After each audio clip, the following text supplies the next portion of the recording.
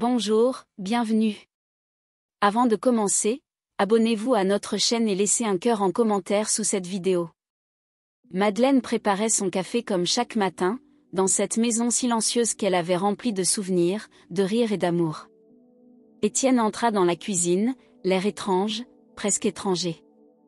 Sans même la regarder dans les yeux, il déposa une valise à ses pieds et murmura « Je pars ». Elle resta figée, la tasse tremblant dans sa main ridée, incapable de comprendre. Après 50 ans, il la quittait sans colère, sans cri, comme s'il annonçait la pluie. Pas une explication, pas un geste de tendresse. Seulement ce vide glacé, ce gouffre soudain qui engloutissait tout ce qu'ils avaient construit. Le silence s'installa, lourd, comme un deuil sans mort. Elle pensa à leur mariage sous la pluie, à la naissance de leurs enfants, aux nuits de misère et aux jours d'espoir. Tout cela effacé en une seconde, balayé d'un souffle. Étienne franchit la porte sans se retourner, la laissant seule avec les battements fous de son cœur brisé. Elle cria son nom, mais il ne répondit pas. Seule la porte claqua, brutalement. Ce bruit-là la hantrait des années. La femme dévouée venait de mourir, et dans son sillage naîtrait lentement une autre Madeleine. Quelques heures après son départ, Étienne lui téléphona depuis un hôtel. Sa voix, autrefois rassurante, était désormais distante, presque cruelle. Il lui annonça qu'il avait rencontré une autre femme, plus jeune, plus vive, qui lui redonnait le goût de vivre. Madeleine sentit son souffle s'éteindre. Chaque mot résonnait comme une claque. Étienne parlait d'amour avec légèreté, comme s'il n'avait jamais aimé quiconque avant cet inconnu. Il disait vouloir refaire sa vie, comme si 50 années de la leur n'avaient été qu'un brouillon sans valeur. Un simple essai raté. Madeleine écoutait en silence, mais son cœur hurlait. Elle voulait lui demander « Et moi ? Et notre vie ? Et nos enfants ?» Mais elle n'avait plus la force. Elle comprenait à peine. Cet homme qui avait partagé ses joies, ses peines, ses rides, venait de la condamner à l'oubli. Elle s'effondra sur le carrelage de la cuisine, les larmes s'écrasant au sol comme autant de souvenirs piétinés. Son alliance brillait encore à son doigt, ridicule relique d'un amour trahi. Ce n'était plus seulement une rupture. C'était une exécution. 3 jours plus tard, Madeleine se rendit à la banque, espérant retirer de quoi payer les factures. Le guichetier, gêné, lui annonça que tous les comptes avaient été vidés. Son cœur manqua un battement. Elle demanda à parler à un conseiller, certaine qu'il s'agissait d'une erreur. Mais non, les virements étaient réguliers, signés, méthodiques. Étienne avait planifié chaque mouvement, chaque transfert. Il lui avait laissé la maison, mais sans un centime pour la faire vivre. C'était un piège, un cadeau empoisonné enveloppé dans la fausse bonté. Elle sortit de la banque sous une pluie fine, ses vêtements trempés, sa dignité lacérée. Les passants ne voyaient qu'une vieille femme fatiguée, pas une épouse humiliée. Elle pensa à vendre des bijoux, à demander de l'aide. Puis elle s'arrêta, glacée, c'était ça, le plan d'Étienne. La réduire à rien. L'obliger à quémander, elle, la femme forte, la mère, la fondatrice de tout ce qu'il possédait. Et il l'avait fait avec le sourire d'un homme en paix. Il ne lui avait pas seulement volé leur argent. Il avait tenté de voler son âme. Madeleine appela d'abord Léon, l'aîné, espérant trouver en lui une once de soutien. Il répondit brièvement, évita les questions, et finit par lâcher « Papa nous a demandé de rester en dehors de tout ça ». Cette phrase la frappa comme un coup de couteau. Elle essaya ensuite Hélène, sa fille cadette, mais celle-ci déclina poliment l'appel, puis ne rappela jamais. Même le Benjamin, pourtant autrefois si proche, resta muet. Elle comprit qu'ils avaient choisi leur camp, ou plutôt qu'ils refusaient de prendre position. Le lien familial, si fort jadis, semblait dissous dans la lâcheté. Isolée dans sa propre maison, Madeleine errait entre les photos de famille et les souvenirs devenus poignants. Chaque image accrochée au mur semblait se moquer d'elle. Elle tenta d'écrire une lettre, mais les mots ne sortaient pas. Comment expliquer qu'on perd ses enfants sans qu'ils soient morts ? Elle passait ses journées sans voix, sans visite, sans nouvelles. Le vide était total, et elle n'avait plus que le tic-tac de l'horloge comme compagnie. Ce silence n'était pas seulement une absence. C'était une condamnation invisible. Un matin, en fouillant dans une vieille commode à la recherche d'un livret de famille, Madeleine tomba sur une enveloppe poussiéreuse, fermée, jamais ouverte. Elle reconnut le cachet du notaire, et la date, 3 ans en arrière.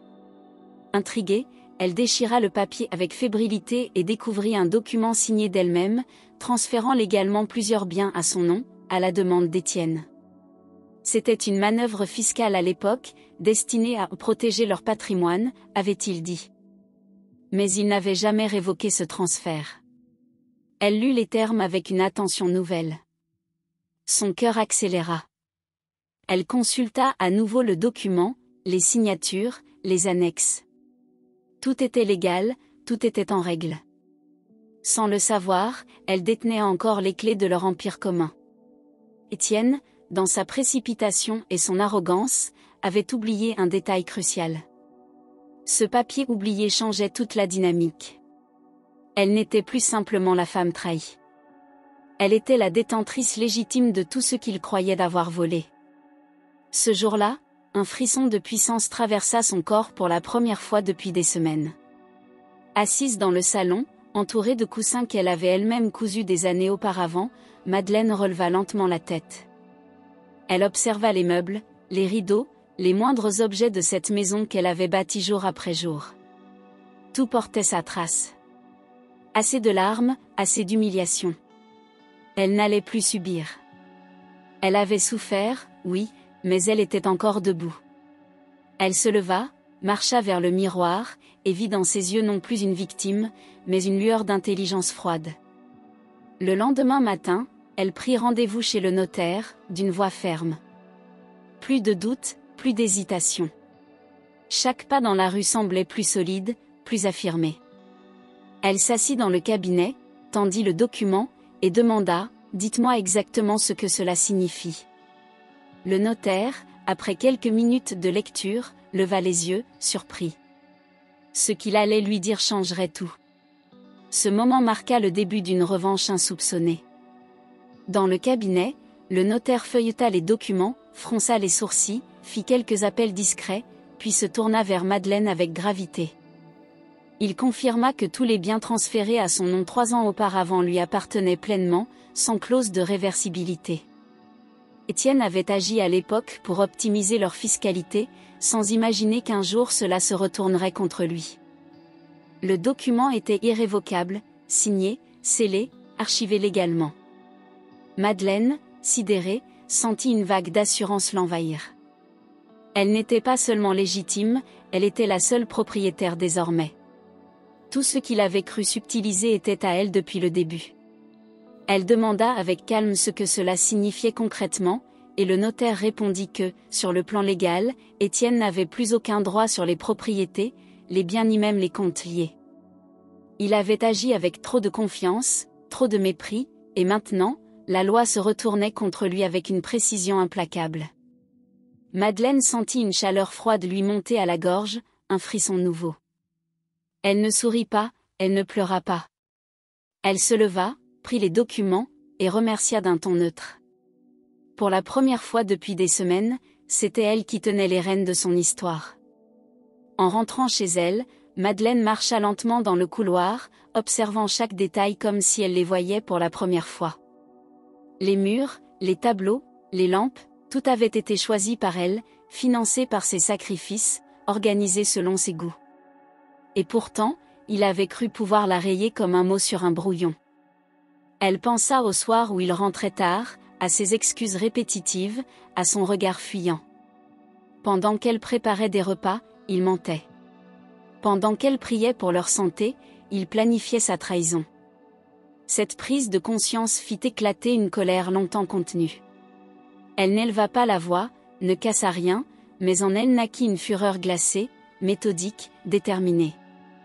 Elle ne se vengerait pas par la haine, mais par la clarté, par l'élégance du retour de flamme. Elle allait reprendre tout, morceau par morceau, dignement, sans jamais s'abaisser à son niveau. Elle ne serait plus jamais la femme effacée. Elle serait le juge, la sentence, le dénouement. Ce soir-là, elle brûla les lettres d'amour, les billets d'anniversaire, les petites notes qu'il lui laissait autrefois. Elle se promit de ne plus jamais s'attacher à des mots. 3 semaines plus tard, sans prévenir, Étienne réapparut devant la maison, vêtu d'un manteau luxueux, l'air confiant. Il toqua à la porte comme s'il rentrait d'un simple voyage d'affaires. Il demandait à récupérer ses affaires, pensant sans doute que Madeleine allait céder, l'accueillir, lui tendre la main. Mais lorsqu'elle ouvrit la porte, ce fut avec un regard figé, aussi vide que celui qu'il lui avait lancé le jour de son départ. Elle se tenait droite, sans trembler, sans plier. Il ne comprenait pas encore qu'il n'était plus chez lui. Il sourit, croyant à une mise en scène passagère. Elle ne dit rien d'abord, puis lui désigna calmement la valise restée dans le hall, intacte depuis des semaines. Lorsqu'il tenta d'entrer, elle le bloqua d'un geste sec. Elle montra les documents, les actes notariés, les titres de propriété. Il pâlit, recula d'un pas, déstabilisé. Elle dit simplement, « Rien ici ne t'appartient ». Il murmura qu'il avait des droits, mais elle répondit, « Tu m'as tout donné, souviens-toi ». Pour la première fois depuis leur rencontre, il la vit forte, impénétrable, invincible. Il comprit alors que cette femme qu'il croyait brisée était désormais sa seule vraie menace. Étienne resta figé, les mains moites, incapable d'articuler la moindre défense. Il pensait pouvoir manipuler la situation, user de son charme, mais rien n'y faisait. Les documents étaient clairs, les signatures indiscutables, le verdict juridique sans appel. Madeleine restait face à lui, droite, presque froide, sans un mot de trop. Il tenta de protester, d'évoquer leurs enfants, mais elle le coupa, eux aussi m'ont laissé seul. Ce fut comme une claque pour lui, qui croyait encore dominer le jeu. Il recula lentement, le regard vide, humilié devant la femme qu'il avait tenté de détruire. Dehors, le vent soufflait fort, comme pour marquer la fin d'un règne. Étienne monta dans sa voiture sans démarrer, perdu, incapable de croire à ce retournement brutal. Lui, l'homme sûr de lui, n'était plus rien dans cette maison. Madeleine, de l'autre côté de la porte fermée, ne pleura pas. Elle ne sourit pas non plus. Elle resta là, silencieuse, absorbant cette victoire froide comme une justice rendue. Il ne reviendrait pas. Ou s'il le faisait, ce serait pour mendier. Et elle ne donnerait plus rien. Dans les jours qui suivirent, Étienne tenta désespérément de contacter Madeleine. Il la supplia, lui écrivit des lettres remplies de souvenirs, de regrets mal formulés, de promesses absurdes. Il parlait de leurs enfants, de la vieillesse, de la peur de mourir seul, comme si cela effaçait tout. Mais Madeleine ne répondit jamais. Elle lisait ces mots sans y croire, sans ressentir autre chose qu'un dégoût profond. Ce n'était pas de l'amour, c'était un instinct de survie pitoyable. Le roi déchu voulait retrouver sa couronne, mais elle avait fondu entre ses mains. Il se présenta une nouvelle fois chez elle, les yeux rouges, le dos courbé, bien loin de l'homme orgueilleux d'autrefois. Elle ouvrit la porte, l'écouta sans interrompre, puis referma lentement, sans un mot. Ce geste simple fut pour lui une sentence définitive. Il comprit qu'il n'y aurait ni retour, ni pardon. Les murs qu'il avait vus triompher l'ignoraient à présent. Il n'avait plus de maison, plus de femme, plus de respect. Il était désormais l'ombre de lui-même, errant dans une vie qu'il avait lui-même sabotée. Madeleine décida de vendre la maison secondaire de la côte, celle qu'elle avait toujours détestée mais qu'elle entretenait pour lui. Elle utilisa l'argent pour financer une fondation dédiée aux femmes âgées abandonnées, un projet qu'elle baptisa Renaissance. Chaque euro investi était une réponse cinglante à l'abandon qu'elle avait subi. Elle commença à prendre la parole lors de conférences, racontant son histoire non pas comme une tragédie mais comme une libération. Dans chaque salle, des femmes pleuraient, applaudissaient, s'identifiaient. Elle transformait sa douleur en élan, son silence en combat, sa solitude en armée invisible. Elle ne cherchait pas à faire souffrir Étienne, elle voulait simplement qu'il sache que tout ce qu'il lui avait pris servait désormais à sauver d'autres vies. Il tomba un jour sur une affiche de l'association dans un centre médical, et son nom à elle y brillait en lettres majuscules. Il comprit alors que Madeleine ne l'attaquait pas avec des cris, mais avec l'élégance d'une revanche sociale. Il n'était plus qu'un homme sans histoire, tandis qu'elle devenait une figure. Une que personne n'oublierait. Et cela, pour lui, était une torture que rien ne guérirait. Dans la petite ville où ils avaient vécu toute leur vie, les murmures commencèrent à se répandre comme une traînée de poudre. Les gens parlaient dans les boulangeries, les coiffeurs échangeaient des regards lourds de sous-entendus, et les voisins chuchotaient derrière leurs rideaux. Le départ brutal d'Étienne, suivi de son exclusion humiliante, avait éveillé la curiosité collective. Certains s'indignaient pour Madeleine, d'autres prétendaient l'avoir toujours su. Il devenait évident que l'image d'homme respectable qu'il cultivait depuis des décennies s'effondrait peu à peu. Madeleine, elle, n'avait rien dit, mais son silence en disait plus que 1000 discours. Elle croisait désormais des regards admiratifs, des hochements de tête respectueux, des femmes qui lui touchaient le bras discrètement comme pour la remercier. Elle ne cherchait pas la gloire, mais elle n'en avait plus honte. Le passé pesait encore, mais le regard des autres n'était plus celui de la pitié. Il était empreint de reconnaissance, de solidarité, de fierté discrète. Elle comprit alors qu'elle n'était pas un cas isolé, mais la voix d'un mal bien plus vaste. Et tandis qu'Étienne se terrait dans un studio minable, elle devenait une présence, une figure, une force. Lors d'un événement culturel organisé dans la mairie, Madeleine fut invitée à représenter son association naissante. Elle n'avait pas prévu de croiser Étienne, encore moins accompagnée de sa nouvelle compagne, une jeune femme provocante, visiblement peu concernée par la bienséance. Lorsqu'il la vit sur scène, micro à la main, entourée d'applaudissements, son sourire se figea. Il tenta de l'ignorer, mais les regards convergeaient tous vers elle. Madeleine termina son discours avec calme, puis descendit lentement les marches sous une pluie d'éloges. Elle le croisa sans le saluer, le regard haut, la posture d'une reine sans couronne mais invincible. La nouvelle compagne d'Étienne lança un rire nerveux, mais personne ne suivit. Une femme dans la salle murmura, « C'est elle, la vraie ». Il baissa les yeux, incapable de soutenir celui de Madeleine. Elle passa près de lui sans même un frisson, comme s'il n'existait plus. Ce fut son triomphe le plus silencieux, mais le plus éclatant. Aucun cri, aucune insulte, juste la dignité. Et dans ce regard qu'elle ne lui adressa pas, il lut tout ce qu'il avait perdu. Elle n'avait plus besoin de l'humilier, il s'en chargeait lui-même. Un dimanche matin, alors qu'elle arrosait ses plantes, Madeleine entendit frapper à la porte. Elle ouvrit lentement et découvrit son fils Léon, seul, tête baissée, les yeux humides. Il dit simplement, « J'ai honte, maman ». Elle ne répondit pas, mais le laissa entrer. Il s'assit dans la cuisine, là où des années plus tôt il riait avec ses sœurs autour d'un gâteau. Il lui expliqua qu'ils avaient été manipulés, qu'Étienne leur avait caché des vérités, inversé des rôles. Il voulait retrouver sa mère, pas la propriétaire, pas la légende, juste elle.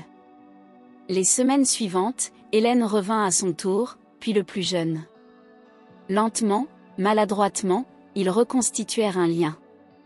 Madeleine ne pardonna pas tout de suite, elle les observa, les testa, les laissa revenir sans effusion. Elle leur parla de ses douleurs, de ses silences, de sa renaissance. Ils écoutèrent, pleurèrent, offrirent leur présence sans attendre de retour. Ce n'était pas une réparation, c'était un début. Et même si la blessure restait ouverte, elle battait moins fort. Car l'amour, même trahi, peut parfois renaître autrement. Même avec les enfants de retour et la reconnaissance publique, Madeleine ne pouvait s'empêcher de sentir un vide.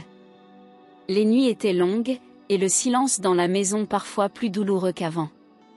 Elle ne regrettait pas sa force retrouvée, mais l'absence d'amour réel, d'une épaule sincère, la hantait. Elle se surprenait à parler seule, à toucher les coussins comme s'ils allaient lui répondre. Parfois, elle rêvait qu'Étienne s'excusait dans une autre vie, qu'il redevenait jeune, naïf, amoureux. Mais au réveil, seule la lumière froide de l'aube l'attendait. Elle savait qu'elle ne serait plus jamais la même. Elle continuait à avancer, méthodique, déterminée, mais l'intimité lui manquait plus que la compagnie. Ce n'était pas Étienne qu'elle regrettait, mais l'idée qu'elle s'était faite du bonheur partagé. Elle observait les couples âgés dans les parcs, se demandant s'ils étaient heureux ou juste résignés. Elle n'enviait personne, mais elle mesurait ce que le temps avait volé. Elle ne pleurait plus, mais parfois, un simple objet déclenchait un flot d'images impossibles à maîtriser. Et dans ces instants, elle se rappelait que survivre n'est pas toujours vivre. Elle avait vaincu, mais à quel prix? Un matin pluvieux, elle reçut une lettre écrite à la main, avec une écriture qu'elle aurait reconnue entre mille. Étienne lui proposait une rencontre, évoquant la possibilité de partager à nouveau certains biens, pour ne pas finir seuls tous les deux. Elle lut chaque mot avec une lenteur glaciale, sans trembler, sans colère, juste avec une immense lassitude. Il tentait de négocier ce qu'il avait détruit, comme un marchand devant un étal vide. Il ne parlait pas d'amour, mais de confort, de peur, de fin de vie. Elle comprit qu'il ne voulait pas revenir pour elle, mais pour ne pas être seule. Elle décida de lui répondre par un appel bref, sans émotion. Lorsqu'il décrocha, elle dit simplement « J'ai reçu ta lettre. Tu peux garder ta solitude. Moi, je garde ma dignité. » Puis elle raccrocha sans attendre de réponse. Ce fut un acte sec, mais nécessaire. Elle se sentit étrangement apaisée, comme si ce chapitre se refermait enfin. Elle n'éprouvait plus rien, ni haine, ni peine. Juste une certitude limpide, elle n'était plus celle qu'il pouvait atteindre. Il ne restait de leur histoire que les cendres froides d'un feu éteint. Lors d'un court voyage dans le sud pour une conférence sur les droits des femmes âgées, Madeleine fit la connaissance de Paul, un homme veuf, discret, au regard franc. Ils se retrouvèrent par hasard à la même table lors d'un dîner d'honneur, et la conversation s'engagea naturellement. Il ne parlait pas de son passé avec douleur, mais avec respect, comme on évoque une page tournée avec tendresse. Elle fut surprise de se sentir écoutée sans jugement, sans attente, sans ce besoin de séduire ou de convaincre. Paul lui parla de musique, de livres, de solitude aussi. Il ne voulait rien prendre, seulement partager. Ils passèrent des heures à discuter sur un banc, sous les platanes, oubliant presque le temps. Elle ria pour la première fois sans amertume, redécouvrant en elle une légèreté oubliée. Ce n'était pas de l'amour, pas encore, mais une complicité rare, sincère, presque fragile. Il ne lui demanda rien, ne lui promit rien. Il était simplement là, et cela suffisait. Elle ne savait pas ce que cela deviendrait, mais pour la première fois depuis longtemps, elle n'avait pas peur d'espérer. Le cœur, même blessé, reste un organe vivant. Avec Paul, Madeleine redécouvrit les petits plaisirs de l'instant, marcher sans destination, écouter le silence à deux, cuisiner ensemble sans parler du passé. Il n'essayait pas de la guérir, il l'acceptait telle qu'elle était, avec ses blessures, ses silences, ses colères calmes. Ils partageaient des lectures, des promenades, des cafés face à la mer, sans promesse ni attente. Elle se sentait libre d'être elle-même, sans avoir à se justifier, ni à se protéger. Ce n'était pas un conte de fées, mais une respiration nouvelle dans une vie marquée par l'étouffement. Avec lui, elle n'était ni veuve, ni trahie, juste Madeleine. Elle n'avait jamais cru pouvoir sourire ainsi après tout ce qu'elle avait vécu, mais ce n'était pas une revanche, c'était une naissance. Il ne parlait pas d'amour, mais le lien était là, discret, fort, tissé dans les silences et les regards. Elle ne cherchait pas à remplir un vide, elle avançait vers quelque chose de simple, de vrai. Paul n'était pas un sauveur, il était une présence. Elle n'avait plus besoin d'être défendue, elle voulait juste être accompagnée. Et dans cette simplicité, elle trouva plus de paix que dans toutes les batailles remportées. De retour chez elle, Madeleine ressentit le besoin de transformer son espace, comme si l'intérieur devait refléter le changement en elle. Elle donna les vieux meubles, repeignit les murs, changea les rideaux, brûla les derniers souvenirs d'Étienne. Chaque pièce devint un manifeste silencieux de sa renaissance, un espace où elle respirait sans souvenirs toxiques. Elle raccrocha certaines photos, mais choisit celle où elle souriait vraiment, même seule. Elle changea de coiffure, opta pour une coupe plus courte, plus vive, comme un drapeau levé contre la vieillesse imposée. Elle ne fuyait pas son âge, elle l'habitait avec audace. Sa démarche devint plus assurée, son regard plus direct, et les gens dans la rue ne la reconnaissaient plus tout à fait. Elle n'était plus la femme trompée, elle était une présence. Elle se remit à écrire, à peindre, à sortir seule sans ressentir de honte. Elle ne cherchait plus à prouver quoi que ce soit, elle existait pour elle. Le reflet dans le miroir ne lui faisait plus peur, il l'inspirait. Ce n'était plus une survivante. C'était une femme libre, entière, et enfin souveraine d'elle-même. Quelques semaines plus tard, elle engagea un avocat pour lancer officiellement la procédure de divorce. Étienne tenta de gagner du temps, de contester la validité des documents, mais tout était irréprochable. Il avait tout signé de sa main, croyant manipuler le destin à son avantage. Maintenant, ce même destin le punissait avec une précision clinique.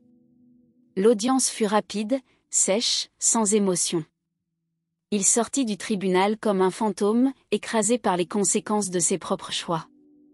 De son côté, Madeleine n'éprouva ni joie, ni vengeance, juste un profond soulagement. C'était un acte administratif, mais pour elle, c'était une libération rituelle, la fin d'un cycle. Elle rentra seule, ouvrit une bouteille de vin, et leva son verre à la fenêtre ouverte. Elle n'appartenait plus à personne, pas même au passé. Son nom n'était plus lié à celui d'un homme, mais à une histoire qu'elle avait réécrite avec ses propres mains. Elle n'était plus une épouse. Elle était Madeleine. Un jour, un journaliste du petit hebdomadaire régional frappa à sa porte, intrigué par le bouche-à-oreille autour de son association. Madeleine hésita, mais accepta de raconter son histoire, sans exagération ni pathos, juste la vérité nue. L'article parut le jeudi suivant, en une, avec le titre « Elle s'est relevée seule ». Les lecteurs furent bouleversés par sa dignité, par sa trajectoire, par ce courage qui ne criait pas. Les appels commencèrent à affluer, les lettres aussi, et les dons pour l'association augmentèrent. Elle comprit qu'en parlant, elle ouvrait un chemin pour d'autres femmes invisibles. Elle reçut des témoignages poignants de femmes âgées, oubliées, rejetées, trahies comme elle, qui retrouvaient dans ces mots une force silencieuse. L'impact fut immédiat, concret, réconfortant. Ce n'était plus seulement son histoire, c'était un mouvement. Elle n'était plus seule, ni même centrale. Elle devenait une passerelle, une voie, un modèle de reconstruction. Sa maison, autrefois pleine de solitude, vibrait désormais de lettres, de visites, de projets.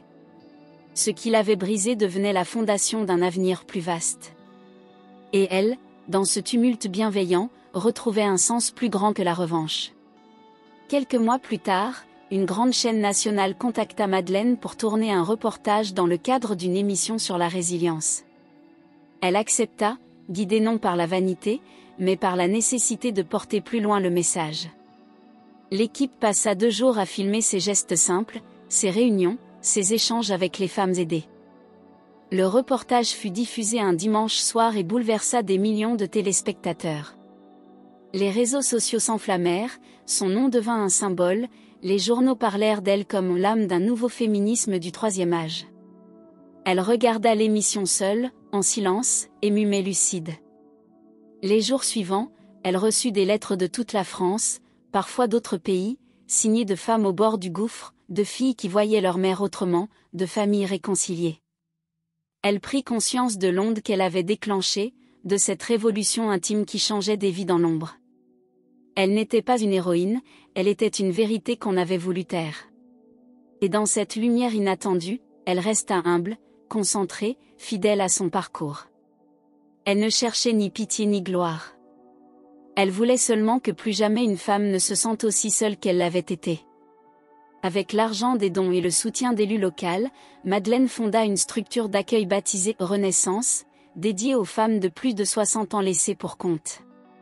Ce n'était pas un foyer triste, c'était une maison vivante, remplie de rires, d'ateliers, de confidences, de musique douce. On y proposait une aide juridique, un soutien psychologique, mais surtout un espace où exister de nouveau. Les femmes y arrivaient brisées et repartaient debout. Elle y passait chaque jour, sans imposer sa présence, mais avec cette chaleur discrète d'une mère qui comprend. Elle connaissait chaque prénom, chaque histoire, chaque blessure. Elle ne portait plus de deuil, elle portait des clés. Clés d'espoir, de changement, d'humanité rendue. Elle n'était plus l'ancienne épouse d'Étienne, elle était Madeleine, fondatrice, bâtisseuse, protectrice. La femme qu'il avait voulu effacer brillait maintenant dans la mémoire d'inconnus qui retrouvaient grâce à elle la lumière. Elle n'avait plus besoin d'amour pour exister, car elle en donnait sans réserve. Et parfois, en marchant seule dans le jardin de l'association, elle levait les yeux vers le ciel et souriait doucement. Car désormais, même le silence ne lui faisait plus peur.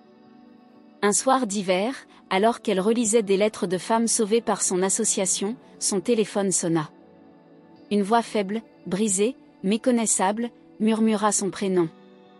C'était Étienne, hospitalisé, seul, rongé par la maladie et les regrets. Il ne demandait pas d'argent, ni d'aide, juste le droit d'être entendu une dernière fois. Il dit qu'il ne dormait plus, hanté par ce qu'il lui avait fait, par ce qu'il était devenu. Il voulait savoir s'il restait en lui quelque chose à sauver. Madeleine écouta, immobile, sans colère mais sans tendresse. Elle respira profondément, les yeux fixés sur la pluie qui tombait lentement contre la vitre. Elle répondit doucement, sans hésitation, « Je te pardonne. Pas pour toi, mais pour moi. » Il voulut dire autre chose, mais elle raccrocha calmement. Ce fut un adieu silencieux, sans drame, sans larmes, mais définitif. Elle ne chercha pas à savoir s'il allait vivre ou mourir. Elle venait de clore le dernier cercle du passé, non pas par vengeance, mais par paix intérieure. Ce soir-là, elle dormit profondément pour la première fois depuis des années. Madeleine décida de prendre le large, non pour fuir, mais pour respirer ailleurs. Elle visita l'Italie, la Grèce, le Maroc, seule ou parfois avec Paul, selon les envies. Elle écrivait dans des carnets, esquissait des portraits de femmes croisées, dessinait des jardins oubliés. Elle ne cherchait plus de réponses, seulement des couleurs nouvelles à ajouter à sa vie. Chaque matin, elle choisissait de sourire, non par naïveté, mais par conscience. Le bonheur n'était plus une destination, c'était une posture intérieure, construite pas à pas, malgré les ruines. Elle ne portait plus de masque, ne s'excusait plus d'être visible, d'être vivante, d'être joyeuse. Elle riait fort, elle dansait lentement, elle mangeait avec appétit, elle s'autorisait à aimer sans promesse. Elle écrivait un livre, non pas pour vendre, mais pour transmettre. Elle ne croyait pas à l'éternité, mais elle voulait que son passage laisse une trace utile. Elle avait aimé, souffert, perdu, reconstruit, et choisi. Et ce choix, chaque jour répété, faisait d'elle non pas une miraculée, mais une femme complète. Une femme libre. Lorsque Madeleine mourut, paisiblement dans son sommeil à l'âge de 83 ans, la nouvelle se répandit comme une onde douce et douloureuse. L'association Renaissance organisa une cérémonie simple mais émouvante, où des centaines de femmes vinrent déposer une fleur, un mot, un souvenir. Ses enfants, présents, la regardèrent enfin comme elle avait toujours espéré, avec respect, fierté et amour. Paul, les yeux pleins de larmes, lut un extrait de son journal, « J'ai appris que le silence peut tuer, mais qu'il peut aussi sauver. » Le silence, ce jour-là, fut sacré. Sur sa tombe, on grava ces mots, « Elle a perdu un homme, mais trouvé des milliers de femmes. » Et ce n'était pas une exagération. Des histoires surgirent partout, inspirées par elle, prolongées par elle, portées par son combat. Madeleine n'était plus une victime, ni même une survivante. Elle était une victoire, une étincelle, un feu discret qui continue de brûler dans les cœurs de celles qu'on avait oubliées. Son nom resta inscrit, non dans les livres d'histoire, mais dans les histoires humaines. Car parfois, les héroïnes ne naissent pas dans les romans. Elles vivent, elles tombent, puis elles se relèvent.